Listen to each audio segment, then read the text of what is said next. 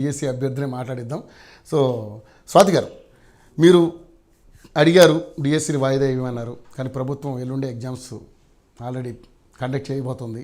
So మరి ఏంటి, ఇంకా నమ్మకం ఉందా మీకు? అంటే ఇంకా పోస్ట్ పోన్ జరుగుతుంది అనే నమ్మకం ఉందా? ఇంకా ఎందుకు? ఈరోజు చూసాం, ఇందాక వార్త ఒకటి చూసాం, రైలు ట్రాక్ల మీద కూడా వెళ్ళి పోస్ట్ పోన్ కోసం ఇంకా ఇబ్బంది పడుతున్నటువంటి అంశం. అది పెద్ద పెద్ద కేసులు అవుతాయి సెంట్రల్, ఎందుకంటే సౌత్ సెంట్రల్ రైల్వేతో ఇబ్బందికరమైనటువంటి వాతావరణం ఉంటుంది. అలాంటి పనులు ఇప్పుడు చేయడం వల్ల మీకు వచ్చే లాభం ఏంటి? అసలు మీరు ఏం చేయాలనుకుంటున్నారు? మేము అడిగినాం, పోరాడినాం, పొట్లాడుతూనే ఉన్నాం, కొనసాగుతూనే ఉంది నిరసన అనేది. దౌర్భాగ్యమైన పరిస్థితి ఏంటిదంటే ఊరికి పోయి మొహం చూపించుకునేటువంటి పరిస్థితి కూడా మాకు లేదు. ఎందుకు అనంటే మీరు ఓట్లు వేయమని చెప్పి ఒక అర్ధరాత్రి వరకు తిరిగి ప్రచారం చేసినటువంటి వ్యక్తులు మీకే న్యాయం జరగకపోతే మాకెక్కడి నుంచి న్యాయం జరుగుతుంది? ఏమమ్మా నువ్వు ఓటేయమని చెప్పినావు, ఏమైంది మీ పరిస్థితి అనేటువంటి సందర్భం ఎదురవుతుందని, అది కూడా ఇంత తక్కువ సమయంలో ఎదురవుతుందని మేము అనుకోలేదు.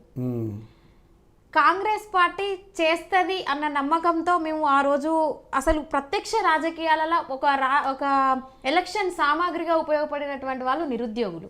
సాక్షాత్తు రేవంత్ రెడ్డి గారే ప్రమాణ స్వీకారంలో ఒప్పుకున్నారు. ఆ రోజు మెగా డిఎస్సి అన్నారు, 25,000 పోస్టులు అన్నారు. సరే 25,000 కాకపోయినా కేసీఆర్ వేసినటువంటి 5,000కు ఇంకొక 5,000 ఇంకొక 6,000 కలిపినటువంటి 11,062 పోస్టులు ఇప్పుడు విడుదల చేయడం జరిగింది డిఎస్సి నోటిఫికేషన్లో. మాకు అసలు నిజంగా మా ప్రాబ్లం అనేది గవర్నమెంట్ దృష్టికి వెళ్ళిందా, రేవంత్ రెడ్డి గారి దృష్టికి వెళ్ళిందా, వెళ్ళలేదా అనేది ఇప్పటికి కూడా మాకు ఒక క్వశ్చన్ మార్కే. మరి మేము ఎన్నుకున్న మా నిరుద్యోగుల కోటాలో ఎన్నికైనటువంటి ఎమ్మెల్సీలు కావచ్చు, ఈరోజు మేము ఓట్లేస్తే గెలిచినటువంటి ఎమ్మెల్యేలు కావచ్చు, మినిస్టర్స్ కావచ్చు, ప్రతి ఒక్కరికి కూడా మేము వినతి పత్రాలు ఇవ్వడం జరిగింది. అందరు కూడా మేము చేస్తా ఉన్నాం, చూస్తా ఉన్నామని చెప్పారు. మొదటిసారిగా రేవంత్ రెడ్డి గారు మహబూబ్ నగర్ బహిరంగ సభలో బాహాటంగా చెప్పినటువంటి మాటలు మనం అందరం విన్నాం.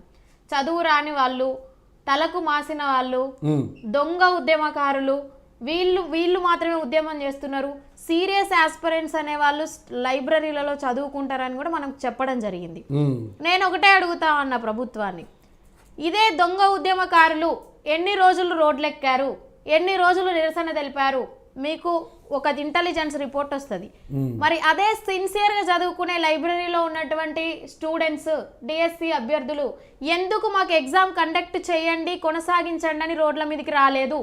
మరి వాళ్లకు మేము రోడ్డెక్కి మేము అడుగుతున్నామంటే వాళ్లకు డ్యామేజ్ అయినట్టే కదా, వాళ్ళు ఖచ్చితంగా రోడ్ల మీదకి రావాలి. నిన్న మొన్న మరి వాళ్ళని ఏ బ్యాచ్ అనాలో నాకు తెలియదు, నిన్న మొన్న వీడియోలు చేసి రిలీజ్ చేయడం జరుగుతుంది. అది నిన్నటి నుంచి, నిన్నటికి ఎగ్జామ్కి ఎంత గ్యాప్ ఉందండి? 4 రోజులు. 4 రోజుల నిరసనకు దిగారు. మేము నెల రోజులు 2 నెలల నుంచి నిరసన చేస్తా ఉన్నాం. అప్పటి నుంచి ఎడిపోయింది వీళ్ళు అంటే వీళ్ళని ఏ బ్యాచ్ అనాలి మేము? ఒకటి పాయింట్ నెంబర్ 1. పాయింట్ నెంబర్ 2, మేము దొంగ ఉద్యమకారులమే, నిజంగానే ప్రతిపక్షాల ట్రాప్లో ఉన్నారని మీరు మాట్లాడుతూ ఉన్నారు. ఇదే కాంగ్రెస్ పార్టీ అధికారంలో ఉన్నప్పుడు తిండి తిప్పలు లేకుండా 3-4 నెలలు తిరిగి ప్రచారం చేసినటువంటి నిరుద్యోగులు మేము. మరి ఇదే బల్మూర్ వెంకట్ గారు, ఇదే ఇప్పుడు ఎమ్మెల్సీగా ఉన్నటువంటి వ్యక్తి కొన్ని డబ్బులు ఇచ్చి కేసులు ఆ రోజు గవర్నమెంట్ మీద కేసులు కూడా వేయించారు, టీఎస్పీఎస్సీ మీద.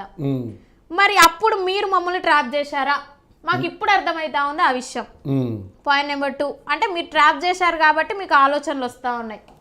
పాయింట్ నెంబర్ 3, నిజంగా మీ దాంట్లో మీ కాంగ్రెస్ పార్టీ అధికారులలో, మీ కాంగ్రెస్ పార్టీ నాయకులలో టెట్ ఎగ్జామ్ అంటే ఏంటిది, అది ఏ డేట్లో నిర్వహించాం, టెట్ తర్వాత డిఎస్సికి ఎంత సమయం ఇచ్చాం, అసలు డిఎస్సి పాత సిలబస్కి ఎంత కొత్త సిలబస్ యాడ్ అయింది, యాడ్ అయినటువంటి సిలబస్ ఎంత ఏమిటి, ఈరోజు DSC syllabus download చేసుకోమనండి.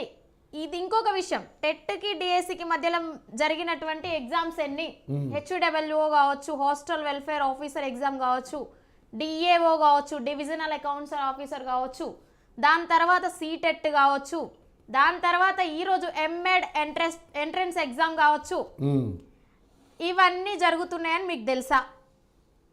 As per rule guide lines, NCT guide lines ప్రకారం 45 days అనే గ్యాప్ ఉండాలి ఒక ఎగ్జామ్కు మరో ఎగ్జామ్కు. మీరు రూల్స్ను అతిక్రమించడానికి కారణం ఏంటిది? సరే మేము దొంగ ఉద్యమకారులమే, కారణం ఏంటి మీ రూల్స్ను అతిక్రమించడానికి? మీరు అంటున్నారు 15-20 ఏళ్ల నుంచి 10 ఏళ్ల నుంచి నిరుద్యోగులు చదువుతూ ఉన్నారు, తిండి తిప్పలు లేకుండా పాత బట్టలు వేసుకొని వాళ్ళకి ఏజ్ అయిపోతుంటే ఇంట్లో పేరెంట్స్ తిడుతూ ఉంటే పైసలు పంపలేని స్థితిలో ఉంటే దయనీయమైనటువంటి స్థితిలో నిరుద్యోగులు చదువుతుంటున్నారని మీరు అంటున్నారు. ఆ నిరుద్యోగులే ఎవరో కాదు కదా, అడిగిన అట్లా చదువుకునే నిరుద్యోగులే రోడ్ల మీదకి వచ్చి వాయిదా కావాలంటున్నప్పుడు మరి అక్కడ సమస్య ఎంతవరకు నిజమైన సమస్య అని మీరెందుకు చర్చలు జరపలేదు? ఒకవేళ చర్చలు జరిపినామని మీరంటే ఎవరితో చర్చలు జరిపారు? మీ దగ్గరికి చర్చలకు వచ్చినటువంటి అభ్యర్థులు ఎవరు? అభ్యర్థులే వచ్చిరా? మీ ప్రతినిధులు మీ కార్యకర్తలు వచ్చిరా? ఇంకొక పాయింట్ ఏంటిదంటే మీరు చెప్తున్నటువంటిది పేద విద్యార్థులు నాణ్యమైనటువంటి విద్యకు దూరం అవుతా ఉన్నారు, ఈరోజు స్కూళ్ళలో టీచర్స్ లేరని చెప్తా ఉన్నారు సార్. ఒక్క లాజిక్ ఆలోచించండి మీరు. మేము అడిగేది 6 నెలలు కాదు, సంవత్సరం కాదు, మేము అడిగేది నెల రోజులు. సరే మేము 3 నెలలు అడిగినాం, మీరు 2 నెలలు 45 రోజుల సమయమైనా ఇవ్వాలి. మేమేమంటున్నామంటే మీరేమన్నారు, విద్యా వాలంటీర్లను మేము పెట్టుకుంటే సంవత్సరం వాళ్ళని ఉంచాల్సి వస్తుంది, దాని తర్వాత మాకు అది ఇబ్బంది అయిపోతుంది అని చెప్తా ఉన్నారు. మీరు ఇప్పుడు ఎగ్జామ్స్ పెట్టండి, అపాయింట్మెంట్ లెటర్స్ లేట్కి ఇవ్వండి, అంతే కదా. మాకు జాబ్ వచ్చింది అన్నటువంటి ఒక ఆనందం, ఒక ఆశ ఉంటుంది మాకు. అపాయింట్మెంట్ ఇదే వివిలను మీరు ఇచ్చుకొని ఒక సంవత్సరం ఉంచండి వాళ్ళని, దాని తర్వాత మాకు అపాయింట్మెంట్స్ ఇవ్వండి. ఇది ఇంకొక విషయం ఏంటంటే ఆల్రెడీ June 12కి మనకి అకాడమిక్ ఇయర్ స్టార్ట్ అయిపోయింది. ఇప్పుడు ఎగ్జామ్ ప్రాసెస్ అనేది దాదాపు 20 రోజులు జరగబోతా ఉంది. దీని తర్వాత రిక్రూట్మెంట్ అనేది కూడా మీకు ఒక నెల రోజుల ప్రాసెస్, నెల 2 నెలల ప్రాసెస్ జరుగుతుంది. అంటే మీరు చెప్పండి సార్, ఈ ప్రాసెస్, ఈ టీచర్ రిక్రూట్మెంట్ ప్రాసెస్ ఎంతవరకు వెళ్తుంది? ఇప్పుడు ఆల్రెడీ ఇది జూలై, ఆగస్టు, సెప్టెంబర్, అక్టోబరు.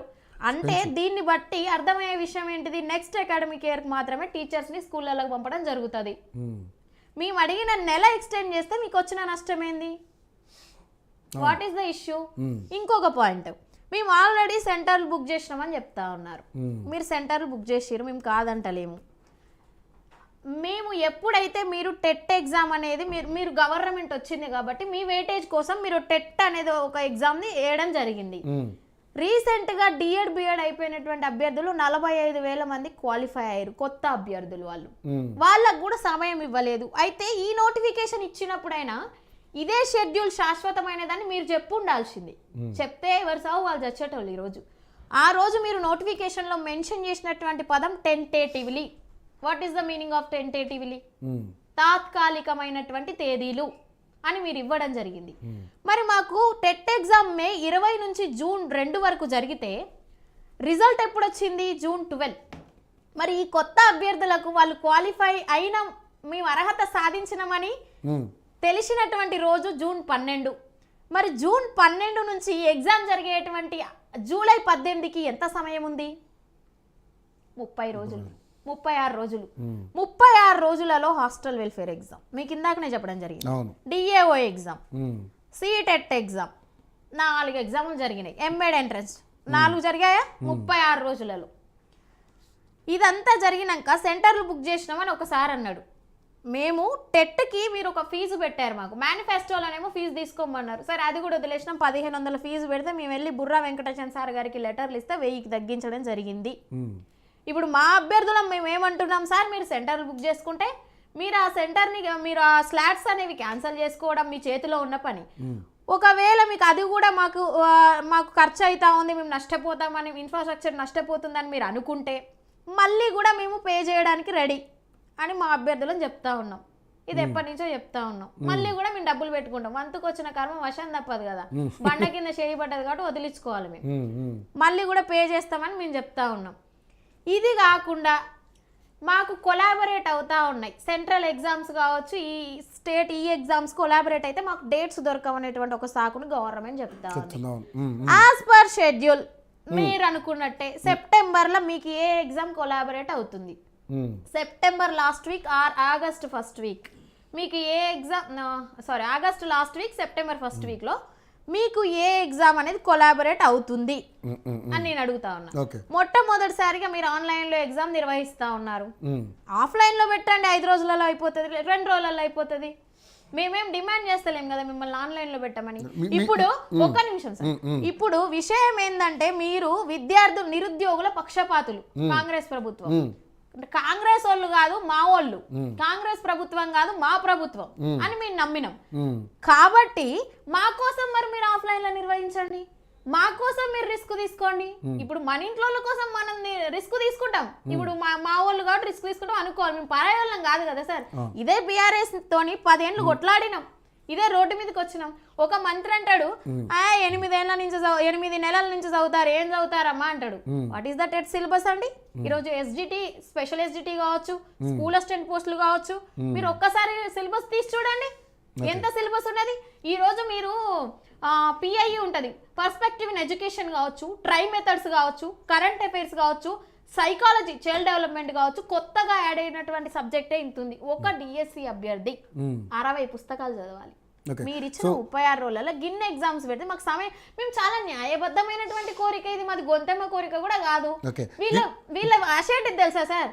నేను ఇది కూడా చెప్తా ఉన్నా, ఈ డిఎస్సిని ఎంత తొందరగా ఎగ్జామ్ పెట్టి వీళ్ళని వదలగొట్టుకుంటే మా కాంగ్రెస్ ప్రభుత్వంలో అతి తొందరగా ఫ్రెష్ క్యాలెండర్ విడుదల చేసి మీ మీద పేరు తెచ్చుకుందాం అనుకుంటారు. కానీ ఇది రివర్స్ కాబోతా ఉంది. కొంతమంది నాయకుల వల్ల కాంగ్రెస్ పార్టీ నష్టపోబోతా ఉంది. ఇది మాత్రం నిజం. ఓకే, సో దీని మీద మానవతరాయ్ గారు ఏ విధంగా స్పందిస్తారో చూద్దాం. ఎందుకంటే చెల్లి చాలా వాల్యుబుల్ పాయింట్స్ అడిగింది మిమ్మల్ని, మీరు చూశారు. సో నిజంగా ఇప్పుడు అవన్నీ కూడా మీరు నోట్ చేశారు. సో ఏంటి నిజంగానే ఇప్పుడు వాళ్ళకు వచ్చినటువంటి ఇబ్బందిని ఎక్కడ రాస్తున్నాం ఎగ్జామ్